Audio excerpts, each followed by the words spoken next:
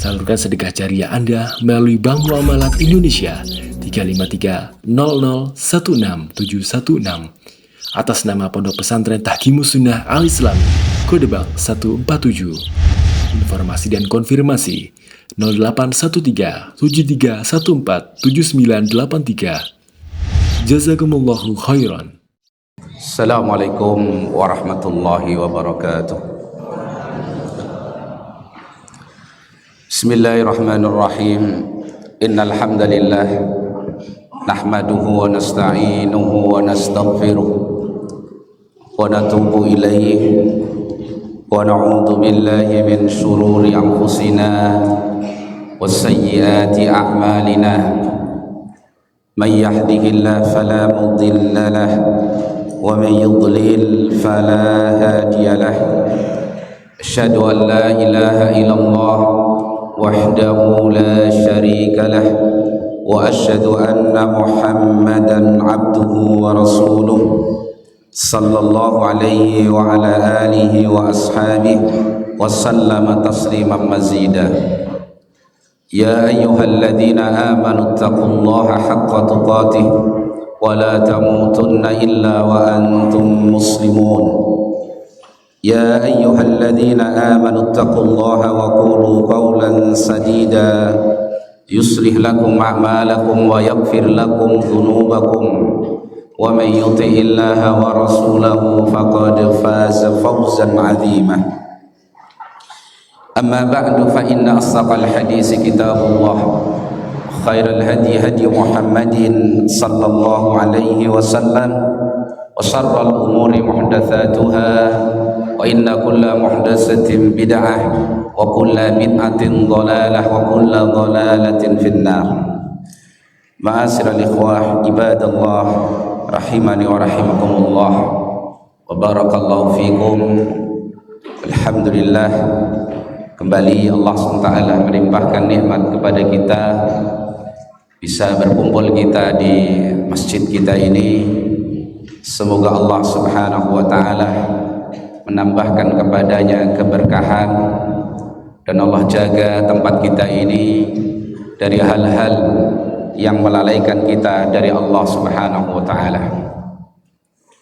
Dan Allah mudahkan tempat kita ini untuk bisa kita makmurkan dengan perkara-perkara yang Allah cintai untuk dilaksanakan hamba-hambanya di dalam masjid ini, Baitullah.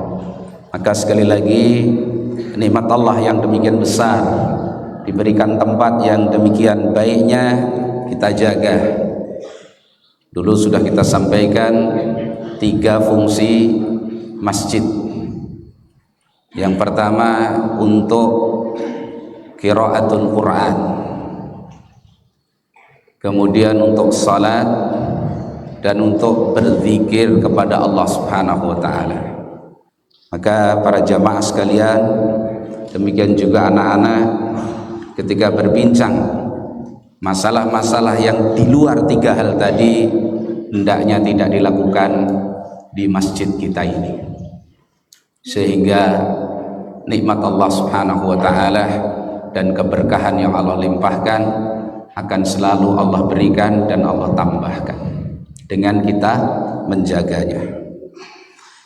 Kemudian ikhwah rahimani wa rahimakumullah, kembali kepada pembahasan kita 5 kaidah pokok. Kita sudah bahas kaidah yang pertama, al-umuru bimaqasidihah. Perkara itu tergantung niatnya, maksudnya. Kemudian kaidah yang kedua dari kaidah yang muhimmah, yang sangat penting untuk kita praktekkan dalam kehidupan kita, baik dalam masalah i'tiqad, akidah, masalah ibadah, ataupun dalam masalah muamalah. Karena kita ini diberikan nikmat yang sangat agung, yaitu Islam, syariat yang sempurna, syariat yang suci, syariat yang dengannya umat ini akan menjadi umat yang paling mulia, paling tinggi derajatnya. Karena itu kita wujudkan dalam kehidupan kita sehari-hari, dalam kita berakidah, dalam kita beribadah, dan dalam kita bermuamalah. Ya. Kaidah yang kedua adalah al-yaqinu la yazulu bisyak. Suatu yang telah yakin maka tidak akan bisa hilang dengan ragu-ragu. Al-yaqin la yazulu bisyak. Suatu yang yakin tidak bisa hilang dengan keraguan-raguan. Artinya sesuatu yang telah tetap berdasarkan dalil atau berdasarkan bukti yang nyata tidak bisa dihilangkan hanya dengan sesuatu yang ragu-ragu. Jelas? Ya. Ini adalah salah satu dari 5 kaidah yang penting, bahkan dikatakan ulama min ausaiha tatbiqan. Kaidah ini kaidah yang paling luas penerapannya, jadi menjangkau seluruh sisi kehidupan manusia. Ya, sesuatu yang yakin, sesuatu yang telah jelas kokoh ditetapkan oleh dalil tidak bisa dihukumi hilang hanya dengan sebuah keraguan-raguan. Ya. Dalil akan kaidah ini diantaranya, karena banyak sekali dalilnya, diantaranya ayat Allah Subhanahu wa ta'ala, wala taqfu ma laysa laka bihi ilmun. Janganlah kalian mengikuti sesuatu yang kalian tidak memiliki ilmunya. Maknanya apa? Terkait dengan kaidah kita, jangan kita ini mengikuti sesuatu yang tidak terbukti secara ilmu sehingga menjadi sebuah keyakinan. Jangan mengikuti sesuatu yang tidak yakin. Apa sesuatu yang tidak yakin? Yang tidak dilandasi ilmu, dalil. Berarti nggak yakin. Jangan diikuti. Ikuti yang yakin. Da ma yaribuka ila ma la yaribu. Tinggalkan apa yang meragukanmu menuju apa yang tidak meragukan. Tinggalkan yang ragu-ragu menuju yang yakin. Itu dalil pertama. Di antara dalilnya juga hadis Abdullah ibn Zaid radhiyallahu an yang diriwayatkan oleh Imam Bukhari dalam sahihnya dan Imam Muslim, tentang Abdullah bin Zaid ini bertanya kepada Nabi SAW tentang seseorang yang sholat lalu dikhayalkan kepadanya bahwa dia berhadas. Jadi seorang melakukan sholat, terfikir di benaknya bahwa terjadi apa? Hadas. Jadi hadas, membatalkan wudunya. Katakanlah terfikir di benaknya dia kentut, berhadas, tapi terlintas sehingga muncul apa? Keraguan, batal enggak ini? Batal enggak ya? Ditanyakan ini kepada Rasulullah sallallahu alaihi wasallam. Petunjuk Nabi sallallahu alaihi wasallam, la yansarif. Jangan dia tinggalkan salatnya. Berarti lanjutkan salat itu. Lanjutkan salat.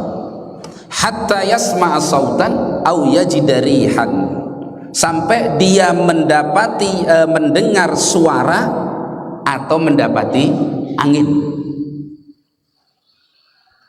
Maksud hadis ini bukan intinya dengar suara atau dapati angin apa tidak, tapi Nabi SAW mengarahkan kalau sesuatu yang masih ragu-ragu jangan sampai membatalkan sesuatu yang yakin. Kamu tadi sholat jelas sudah berwudu, muncul ragu-ragu, ini hadas bukan ya? Berhadas apa tidak?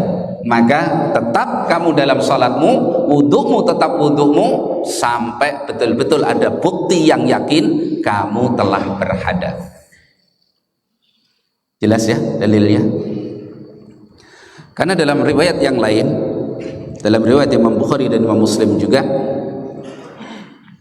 Rasulullah SAW mengatakan, ya'ti ahadukumus syaitan fis shalah.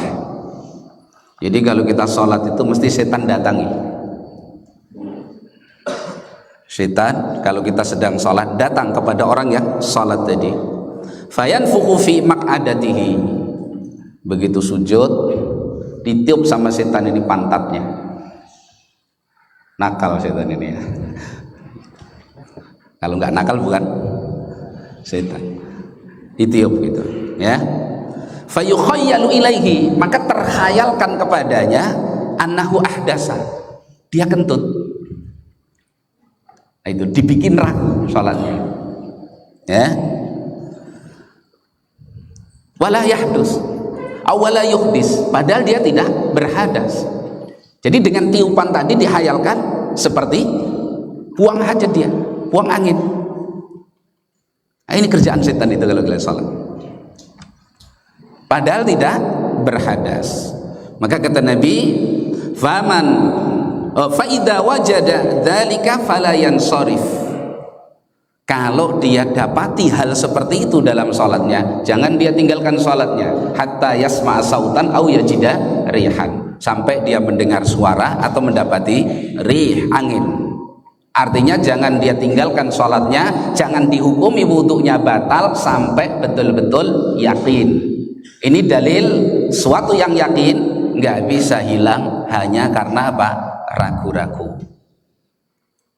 Jelas ya? Ini sangat penting sehingga bisa menolak apa? Was-was. Karena setan itu menjerumuskan manusia dengan dua bentuk. Yang pertama maksiat, digoda Bani Adam ini supaya bermaksiat kepada Allah sampai puncaknya kufur dan syirik. Yang kedua diperosokkan ke dalam was-was. Kata Imam Siddiq Hasan Khan rahimahullahu ta'ala, tilmidu Imam Syaukani rahimahullahu ta'ala, beliau mengatakan yang maknanya tidak ada jerat syaitan terhadap seorang hamba yang lebih membuat hamba itu menderita daripada was-was. Kata beliau, kalau maksiat masih kebagian enaknya, nyolong masih dapat 1 juta, besok nyolong gebukin orang sakit, tapi yang tadi kan dapat enaknya. Tapi kalau was-was gak dapat sama sekali. Lu orang wudhu udah selesai nih, mau ke tangan kiri, ini belum wudhu lagi, imamnya sudah rukuk, dia masih ngurusin tangan satu, imamnya salam, dia baru selesai wudhu, itu pun was-was. Siapa nimanya? Dia menderita, ibadah saya enggak sah. Sampai kadang-kadang dibikin was-was apa? Iman saya ini diakui oleh Allah apa tidak? Masya Allah, enggak doyan makan, enggak doyan minum, enggak kenal anak, enggak kenal istri, gara-gara terjerat oleh apa? Was-was. Karena ini kaidah ini sangat penting sebagai benteng yang sangat kokoh untuk menolak apa? Was-was dari syaitan. Jelas. Apa kaidah kita? Al-yakin la yazulu bisyak. Suatu yang yakin gak bisa hilang dengan ragu-ragu.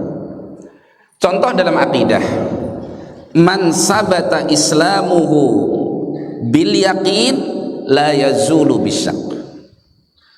Seorang yang kita kenal dia muslim, jelas Islamnya dan diakui dia sebagai muslim, dan dia adalah saudara kita sama muslim, maka nggak boleh kita hukumi dia telah batal Islamnya, keluar dia dari Islam, kita hukumi kafir, musyrik, kecuali dengan bukti yang yakin. Nggak boleh dengan ragu-ragu. Ini kayaknya udah musyrik itu. Kalau kayaknya itu ragu-ragu, nggak boleh jadikan dalil.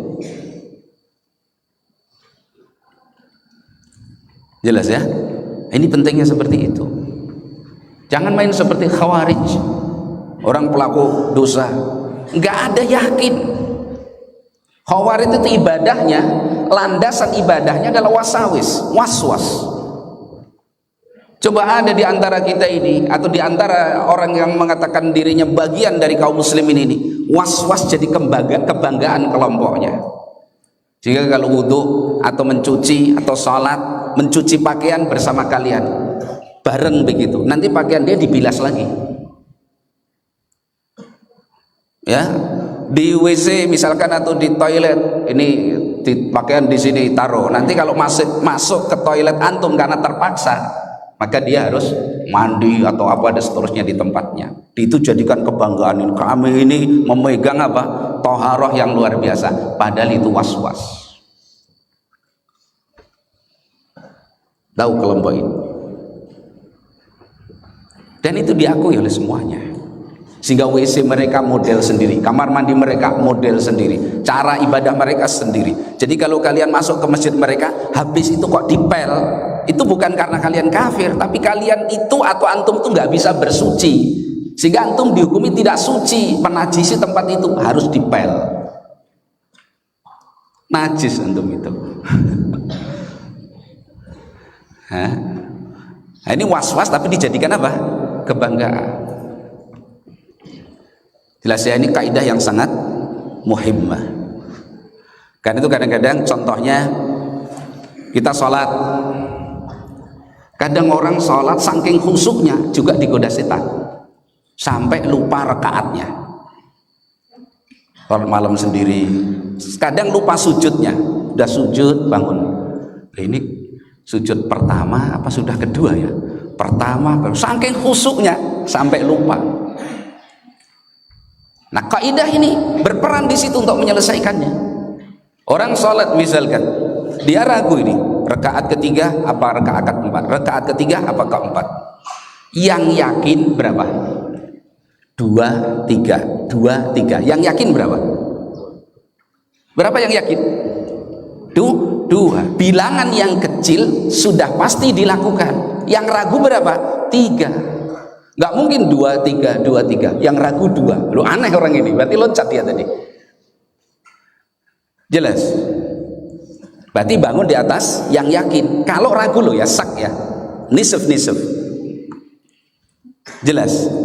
Tawaf di mana tawaf itu? Di Ka'bah. Berapa kali putaran? 7 kali putaran.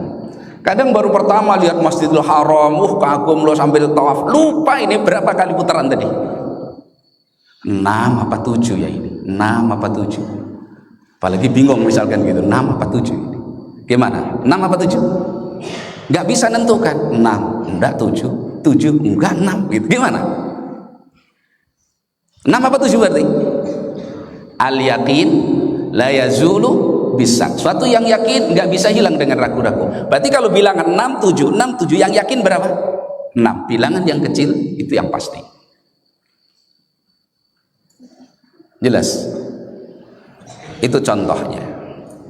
Ya, na'am. Demikian juga kita sudah wudhu. Yakin tadi sudah wudhu. Muncul keraguan. Saya tadi sudah berhadas apa belum ya? Misal subuh, mau sholat subuh sudah jelas wudhu, berarti yakin dia punya wudhu. Duha, mau sholat duha, saya tadi berhadas apa belum ya? Kayaknya sudah, tapi belum. Kayaknya belum, tapi sudah. Nah, itu namanya ya, ragu. Gimana ini berarti? Berhadas apa belum? Yang yakin mana ini yang yakin? Berhadas apa belum ini? Yang yakin punya wudhu. Tadi kan sudah wudhu yakin. Yang ragu apa? Berhadasnya. Berarti punya wudhu, sholat. Wudhunya masih terjaga. Karena yang yakin wudhu. Tadi sholat subuh sudah wudhu. Belum ada bukti yang yakin dia berhadas. Berarti wudhunya masih ada apa tidak? Masih. Dan ingat nggak boleh begini.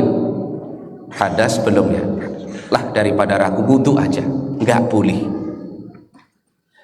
Ketika muncul keraguan-raguan, jangan diselesaikan dengan sesuatu yang tidak yakin. Lah daripada ragu, wudhu aja. Nanti wudhu ditanya, kenapa wudhu? Barangkali berhadas. Yakin? Enggak yakin. Tanpa terasa kita sudah membuka pintu was-was bagi syaitan untuk diberikan kepada kita. Akhirnya nanti terus was-was begitu. Jangan. Tapi kalau tidak muncul keraguan, tadi jelas saya berwudu belum berhadas, saya ingin tajdidul wudu, memperbarui wudu, nggak ada masalah, silahkan.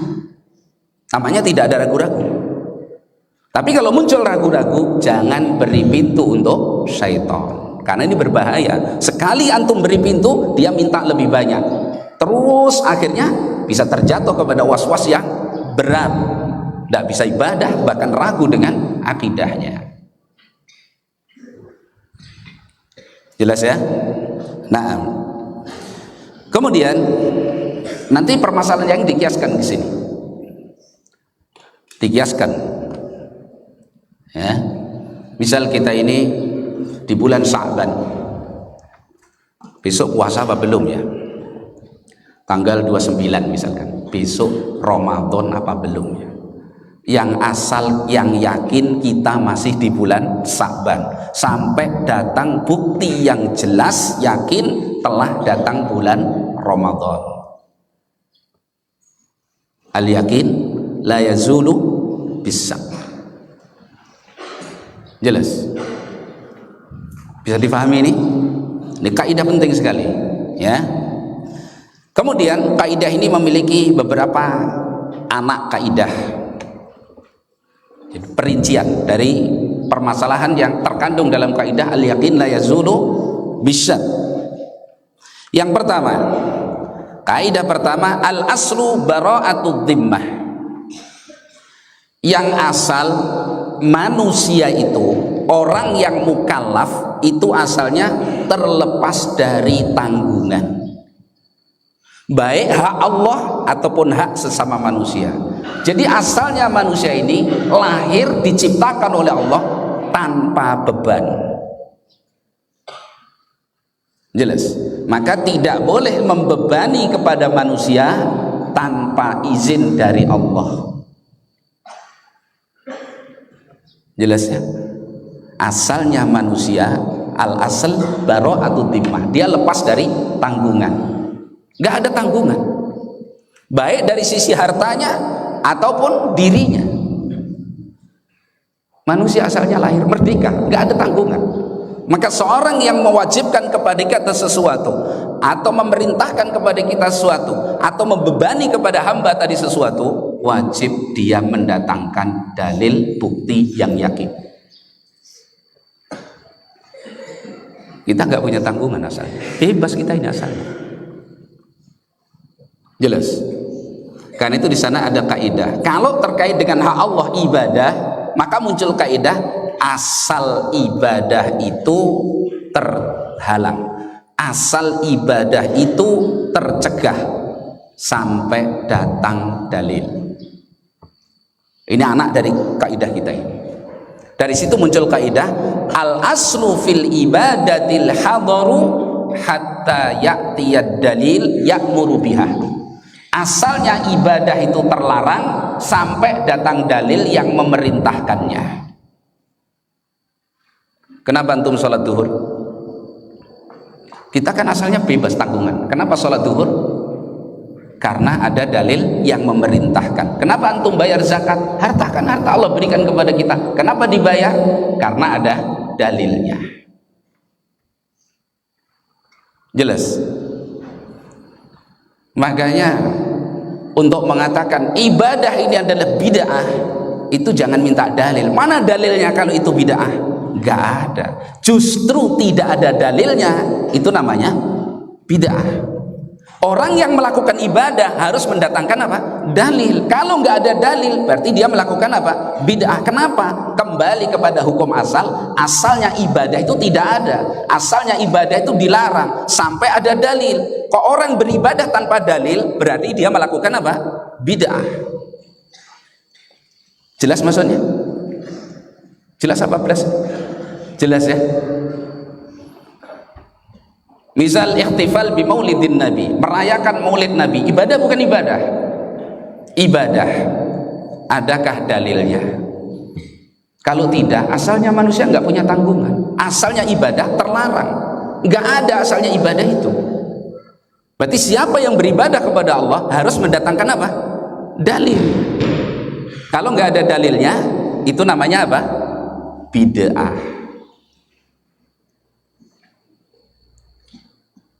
Bisa dipahami? Antum mengatakan misalkan, mana dalilnya perayaan Maulid Nabi itu bid'ah? Nggak akan ketemu, dicari dimanapun nggak ketemu. Justru tidak ada dalilnya, itu namanya bid'ah. Kenapa? Dikembalikan kepada hukum asal. Seorang yang mengembalikan sesuatu kepada hukum asal nggak diminta dalil. Yang keluar dari hukum asal itu baru diminta dalil. Seorang yang mengembalikan sesuatu kepada hukum asal la yutolabu bid-dalil, tidak diminta dalil. Yang mengeluarkan dari hukum asal baru diminta dalilnya. Jelas? Orang mengatakan nggak ada ibadah yang namanya peringatan Maulid Nabi, nggak ada ibadah yang namanya azan ketika tanam mayit. Mana dalilnya? Loh, kita kembali asal. Asalnya ibadah nggak ada. Lo antum yang adzan harus membawakan apa? Dalil. Kalau tidak ada dalilnya, berarti antum mengamalkan apa? Bid'ah. Jelas? Kenapa? Asalnya ibadah ada apa nggak ada? Nggak ada. Asalnya ibadah dilarang apa tidak dilarang? Dilarang. Kalau dikembalikan ke hukum asal, nggak perlu dalil. Bisa dipahami ini? Nah, kayak kemarin kita bahas misalkan sebagian ulama mengatakan talafut bin niat itu bid'ah. Melafatkan niat itu bid'ah. Karena melafatkan niat ibadah bukan ibadah. Ibadah. Ada nggak dalilnya? Ada nggak contohnya? Nggak ada. Justru itulah maka disebut apa? Bid'ah. Jangan mengatakan mana talafut bin niat itu bid'ah. Mana dalilnya kalau ini bid'ah? Nggak ada. At-talaffudu bin niyati bid'atun, itu malah dalil bid'ah. Jelas ya? Jadi kalau kembali ke hukum asal gak perlu diminta dalil. Seperti begini, antum jalan mau wudhu, mungkin safar, mau wudhu, di dekat sumur itu ada air dalam timba, timbanya udah berlumut,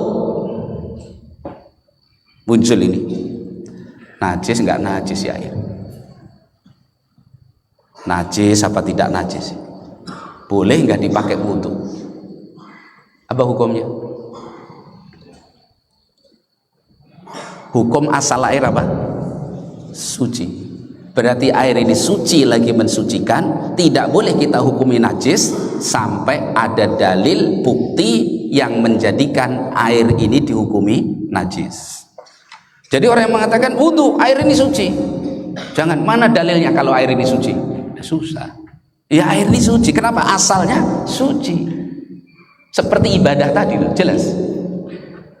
Cuman beda, kalau itu ibadah, ini air, sesuatu selain ibadah. Jelas. Maka kebalikannya, asal dari segala sesuatu itu mubah dan suci. Asal dari segala sesuatu mubah dan suci. Batu, pakaian, tanah, pasir, air, dan seluruhnya itu asalnya mubah, suci. Maka makanan apapun asalnya halal. Yang mengatakan haram wajib mendatangkan dalil. Sesuatu apapun asalnya suci, yang mengatakan najis wajib mendatangkan dalil. Berbeda dengan ibadah loh ya. Asalnya ibadah haram, yang mendatangkan ibadah wajib mendatangkan apa? Dalil. Al yakin la yazulu bisyak. Jelas ini ya? Difahami baik-baik. Kaidah ini muhimmah, sangat penting sekali. Jika akan terurai, kalau kita pahami akan terurai sekian banyak permasalahan. Ini makanan ini haram apa tidak haram. Jadi lihat hukum asalnya apa makanan halal. Untuk menghukumi makanan ini haram butuh dalil. Transaksi jual beli ini boleh apa tidak boleh? Kembali asalnya, asal muamalah sesuatu mubah. Untuk dikatakan oh ini haram, harus mendatangkan apa? Dalil. Mau pakai pakaian warna apapun, boleh apa tidak boleh? Boleh tidak boleh? Boleh. Oh mengatakan pakaian dengan warna ini haram, nggak boleh dipakai, wajib mendatangkan dalil. Zikir harus satu persendian harus 500 kali. Zikirnya harus ya latif, ya latif, ya latif. Misalkan begitu. Ketika katakan ini bid'ah, nggak ada. Betul apa tidak betul? Betul. Yang mengatakan bid'ah tidak dituntut dalil. Yang berzikir tadi wajib mendatangkan dalil. Kalau ada dalilnya dan dalilnya sahih diterima. Kalau tidak ada berarti zikir tadi adalah zikir yang bid'ah. Jadi kita nggak alergi, nggak usah marah amal kita dikatakan bid'ah. Kalau emang kita punya dalil, punya contoh dari Nabi, dari para sahabat, ijma' mereka, sudah tenang aja, nggak ada masalah. Tapi kalau nggak ada dalilnya, nggak ada contohnya, maka sadarilah bahwa kita beribadah itu harus mencontoh Rasulullah Sallallahu Alaihi Wasallam. Jelas ini ya? Nah, itu asalnya manusia tidak punya tanggungan. Cabangnya lagi berarti asalnya ibadah terlarang. Tidak boleh seorang melakukan ibadah sampai dia bisa mendatangkan dalilnya bahwa ibadah itu memang disyariatkan. Karena itu Allah Subhanahu wa taala menyatakan am lahum syuraka'u syara'u lahum minad dini ma lam ya'dzan bihillah. Apa mereka memiliki sekutu-sekutu yang mensyariatkan syariat tanpa izin dari Allah Subhanahu wa taala. Rasul kita yang mulia sallallahu alaihi wasallam mengatakan dalam hadis dari Ummul Mukminin Aisyah dalam riwayat Imam Bukhari dan Imam Muslim, man ahdasa fi amrina hadza ma laisa minhu fahuwa raddun. Barang siapa yang mengada-adakan dalam urusan kami ini sesuatu yang bukan darinya, maka tertolak. Amrina di sini itu yang jamaknya umur, bukan yang jamaknya awamir. Berarti diartikan urusan, bukan perintah. Sebagai diterangkan oleh Imam Syaukani rahimahullahu taala dalam riwayat Imam Muslim dari Ummul Mukminin Aisyah, man amila amalan laisa alaihi amruna fahuwa raddun. Barang siapa yang mengamalkan suatu amalan tidak ada padanya urusan kami, maka amalan tersebut tertolak. Berarti asalnya ibadah tidak boleh. Nah, kalau seperti ini enak kita beribadah, sederhana, ilmiah, berkualitas. Begitu beribadah itu. Zikir dibimbing oleh dalil, baca Quran dibimbing oleh dalil, sholat dibimbing oleh dalil, sedekah dibimbing oleh dalil. Enak. Yang tahu dalilnya kita amalkan, yang nggak ngerti jangan sekali-kali.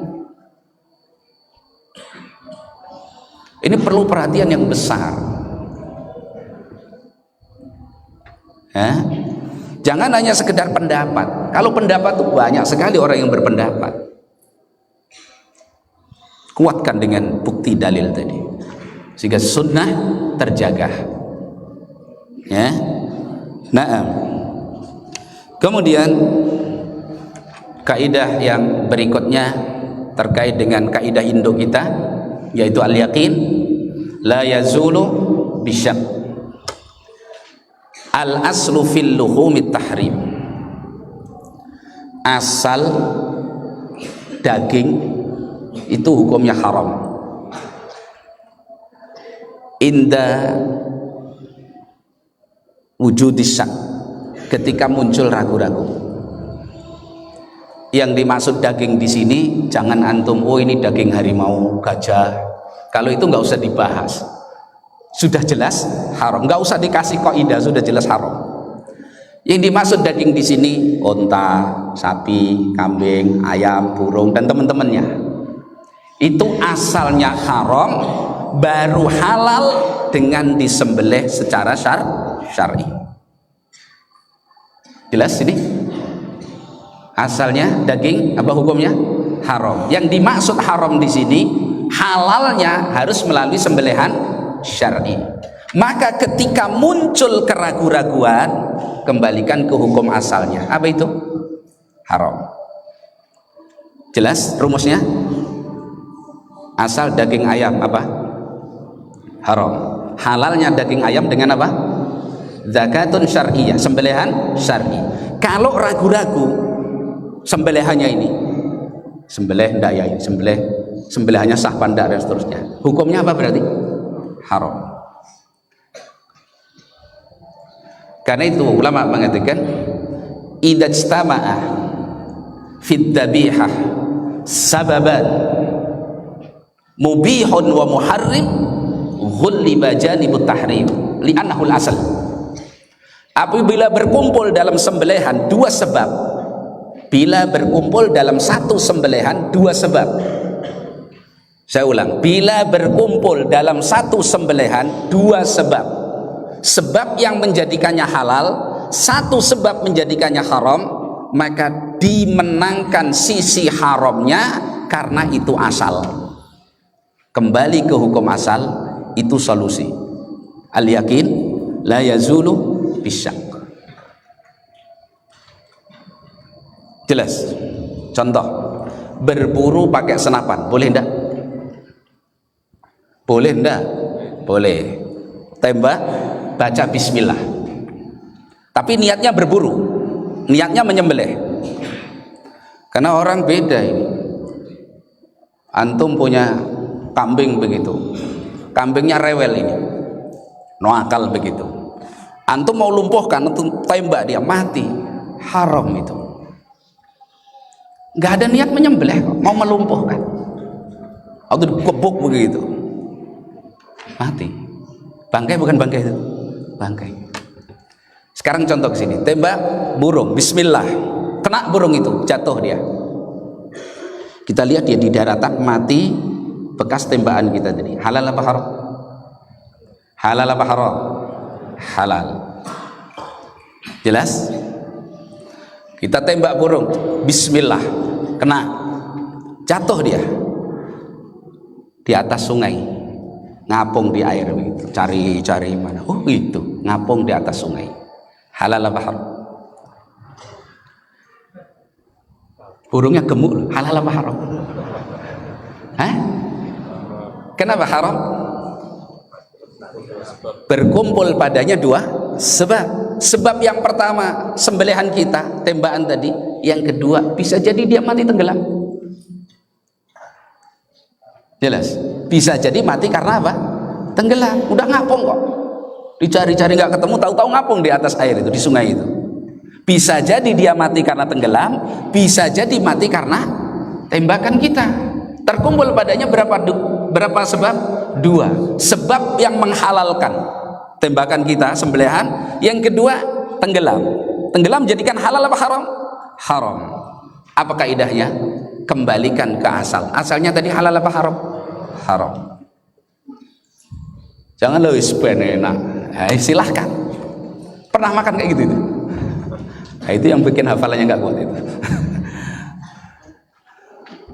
Atau antum punya ayam, ayam ini ingin dunia luar, main dia ke jalan, ada motor ngebut, tertabrak motor, dah. Wah eman ini jago, ya dah, ambil pisau, sembelih, bismillah, halal apa haram? Ayamnya imut betul, halal apa haram? Hah? Berapa? Berkumpul berapa? Berkumpul dua sebab. Satu, dia luka tertabrak sepeda motor tadi, yang tinggal menunggu ajalnya, sakaratul maut. Antum ambilkan pisau. Bisa jadi ayam itu mengatakan, apalah artinya goresan pisau itu bagi saya, kan gitu ya. Bisa jadi dia mati karena apa? Lukanya. Ketika berkumpul dua hal tadi, dimenangkan sisi mananya? Berarti ayamnya halal apa haram? Haram. Jangankan sudah saya sembelih, sembelihan antum itu tidak bermakna bagi ayam tadi. Bisa jadi bukan itu yang menyebabkan mati. Minimal muncul apa? Syak, ragu-ragu. Sedang yang yakin nggak bisa hilang dengan apa? Keragu-raguan. Nah, dalam kasus seperti ini, kaidahnya begini dijelaskan ulama.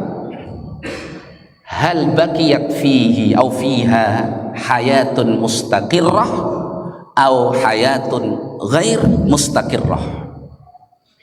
Ketika terjadi seperti itu, masihkah ada pada misalkan kasus ayam tadi ya, masihkah ada kehidupan yang tetap, yang langgeng, atau kehidupan yang ghair mustaqirrah, nggak langgeng? Artinya andaikan ayam ini kita biarkan, mungkin dia akan bisa hidup sehat kembali. Tabrak misalkan begitu, cedera, ya toh? Kakinya misalkan pincang satu, hilang satu misalkan, tapi dia masih bisa jalan. Ini kalau kita biarkan, kemungkinan hidup, kita obati hidup. Ini kalau disembelih halal apa haram? Halal. Itu namanya fiha hayatun mustaqirrah, masih punya kehidupan yang kokoh, yang ada di situ, masih kemungkinan hidup ada. Tapi kalau hayahnya ghair mustaqirrah, kayak tadi tinggal sakaratul maut, ini kalau kita terlambat ambil pisau 2 detik aja mati ayam ini, terus diambil pisau tadi sembelih, halal apa haram? Haram. Udah lupakan ayam itu ya. Jelas ini kaidahnya. Nanti kiaskan yang lain seperti itu. Berburu pakai anjing bisa? Boleh apa enggak boleh? Boleh. Syaratnya ada, tapi minimal anjing ini muallam, alumni, santri kan gitu ya. Berilmu anjingnya. Kalau enggak berilmu enggak boleh. Dilepas ini, bismillah, anjing ini jalan. Dia berburu. Dapat kelinci dia. Ditangkap kelinci, dibawa, tapi datangnya sama anjing yang lainnya, kita nggak ngerti ini anjingnya siapa, tapi yang bawa kelinci tadi anjing kita lepas. Datang 2 anjing, satu anjing kita nggak kenal punya siapa, satu anjing kita, dia bawa buruan. Halal apa haram? Halal apa haram? Ada kemungkinan halal dan haram di situ? Ada. Bisa jadi yang tangkap anjing itu, anjing kita tinggal bawa. Berarti kalau yang bunuh, yang nangkep anjing itu, kita nggak ngerti, kita nggak tasmiyah bismillah dengan anjing itu, bukan anjing pemburu kita. Kondisi seperti itu berarti dimenangkan sisi mana? Haram. Kok haram semua, terus yang halal mana ini? Yang halal yang kakinya pincang tadi masih hidup disembelih, itu baru halal. Jelas ya kaidahnya seperti itu. Jadi kadang-kadang kita, karena ketika kita lihat di praktek di masyarakat kadang seperti itu, punya kambing sudah detik-detik akhir lah diambilkan pisau, bismillah, wah dimakan, antum diundang misalkan. Padahal ini subhatnya sangat tinggi. Jelas. Dalam salat, ibadah salat, dalam madhab jumhur, seorang yang menjumpai imam rukuk dengan sempurna, maka dia dapat rakaat tersebut. Jelas, dalam madhab jumhur, seorang sholat jamaah, antum sholat jamaah terlambat, dijumpai imam sedang rukuk, yang disebut dalam hadis itu imam, bukan makmumnya, bukan dirinya yang masbuk. Jelas, siapa yang terlambat masuk mendapati imam rukuk dengan sempurna, maka dia dapat rukuk tersebut. Jelas ya kasusnya. Orang ini masuk sholat jamaah, dijumpai imam sedang rukuk, dia masuk, terus dia rukuk. Begitu rukuk, imam samiallahu liman hamidah, muncul ragu-ragu, dapat rukuk enggak ya saya? Dapat rukuknya imam maksudnya. Kalau rukuk dia, ya dia rukuk. Dapat enggak ya saya rukuknya imam? Berarti dihukumi dapat apa enggak? Dihukumi dapat enggak ini? Hah? Dihukumi tidak dapat. Kenapa? Asalnya dia belum rukuk. Asalnya dia belum rukuk. Asalnya dia nggak ikut jamaah tadi. Dia terlambat kok. Begitu imamnya naik, sami Allah.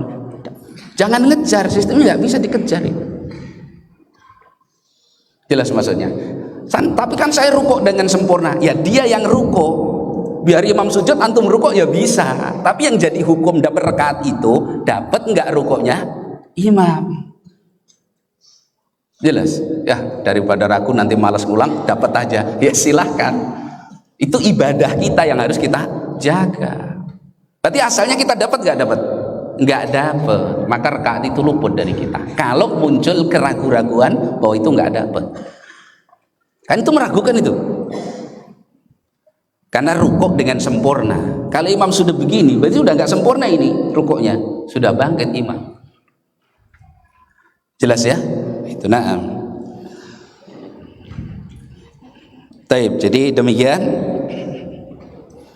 kaidah kita, singkat tapi maknanya sangat dalam ini. Nanti dikembangkan dalam semua kehidupan kita. Al yakin la yazulu bisyak, atau diungkapkan dalam bentuk yang lain, al yakin la yazulu illa bil yakin. Sesuatu yang yakin nggak bisa dihilangkan kecuali dengan yang yakin semisalnya. Kalau levelnya nggak sama-sama yakin, nggak boleh menggugurkan yang yakin ini. Ragu-ragu tidak bisa menggugurkan sesuatu yang yakin. Jelas ya? Nanti dalam masalah akidah, dalam masalah ibadah, dalam masalah muamalah, jual beli juga begitu. Akdun nikah, ragu ini sah nggak ya akad saya tadi, tapi terbukti betul. Ada yang memunculkan keraguan, bukan karena ambil napas, itu kan nggak ada, nggak boleh harus 1 napas, ya nggak kuat bisa jadi kan. Boleh mau 10 napas juga boleh, yang penting lafadz itu jelas.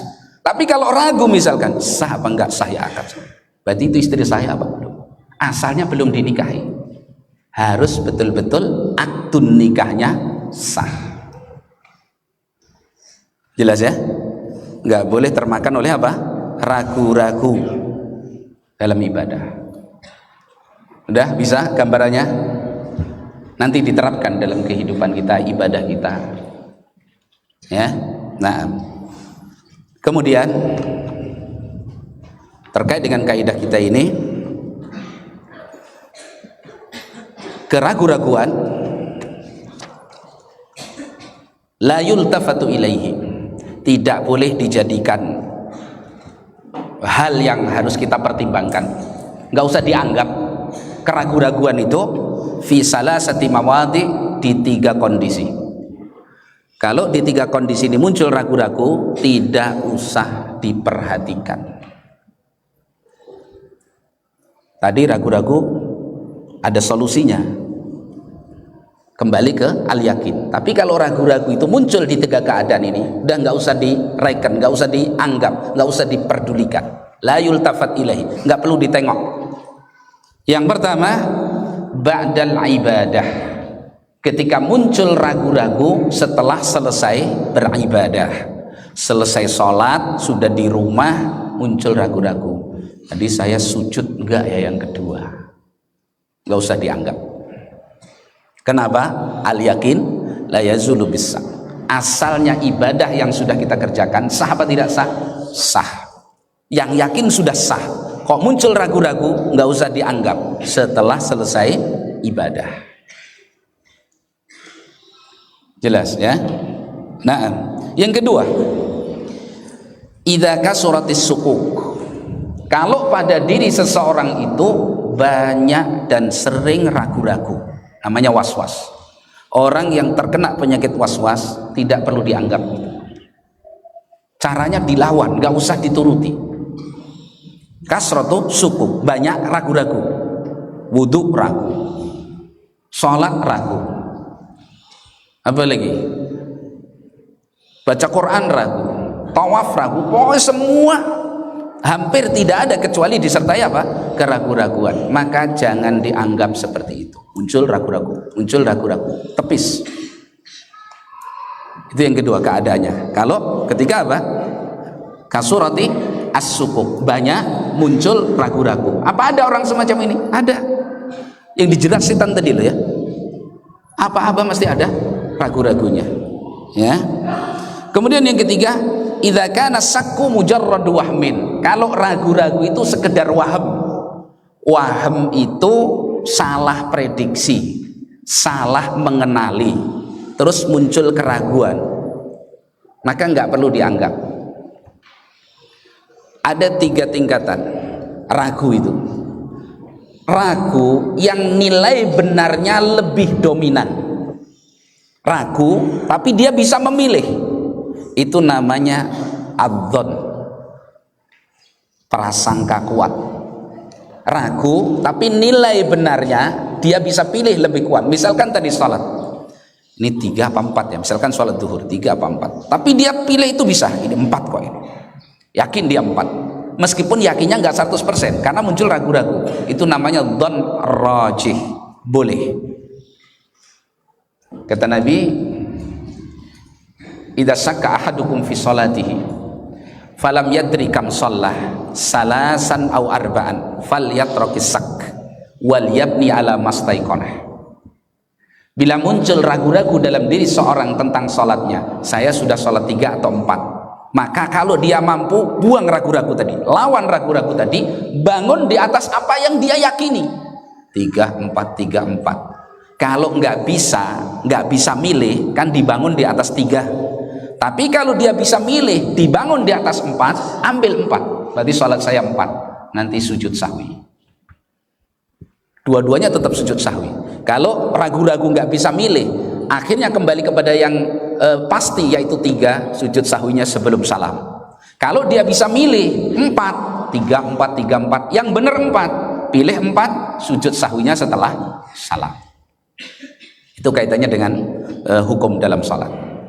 Itu don. Kemudian sak, namanya sakun tadi, al yakin la yazulu bisak. Sak, shin, kaf, tasjid, sak, itu artinya dia tidak bisa memilih salah satu dari keduanya. Tajwizul amroini, dua-duanya boleh. 3 iya, tapi 4, 3. Nah, itu nggak bisa milih, nggak bisa nentukan. Itu dalam bahasa ahli fikih namanya syakun, ragu-ragu. Kalau yang naik tadi apa namanya? Dhonnun. Nah, kalau ragu ini lebih menguat salahnya, hanya waham gitulah, hanya khayalan, nggak ada bukti yang kuat, nggak ada sama sekali untuk ragu. Itu namanya wahmun. Jadi tingkatan paling rendah ragu apa? Wahmun. Pertengahan syakun, naik dikit dhonnun. Don benernya lebih kuat, syak nisf 50-50 gitu ya, bener bahasa saya ini. Wahmun itu nilai salahnya lebih dominan, jelas ya. Nah, ketika wahmun nggak perlu dianggap. Kadang terjadi masalah di sebagian anak-anak kita yang perempuan atau mungkin istri-istri kita, ketika datang haid atau ketika nifas, udah suci belum ya? Udah suci apa belum ya? Ketika dia mengatakan suci apa belum, berarti suci belum. Pakai kaidah kita apa? Al yakin la yazulu bisak. Suci belum berarti? Belum, karena asalnya dia masih haid sampai betul-betul datang bukti bahwa dia telah tuhrun suci. Sucinya haid dengan 2 hal: al-jafa, kering, darah itu sudah nggak ada sama sekali. Yang kedua, duhuru qassatul bayda, munculnya cairan bening. Udah dengan itu baru. Kalau belum muncul itu, masih keruh-keruh yang bersambung dengan hari haid, masih dihukumnya apa? Haid. Beda kalau keruh-keruh itu setelah yakin suci. Ini sudah jelas suci, sudah jafaf, artinya darah sudah betul-betul kering, nggak ada. Atau muncul qassatul bayda, sudah muncul itu, udah berarti suci.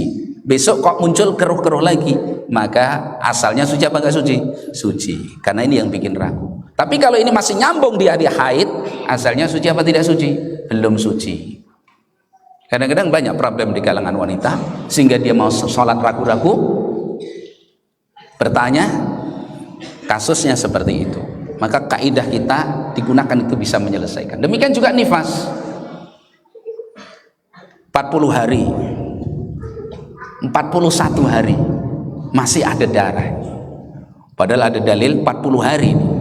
Jumhur mengatakan 40 hari nifas itu suci belum, ini mau dikatakan suci, ragu, masih keluar darah, belum suci, sudah 41 hari.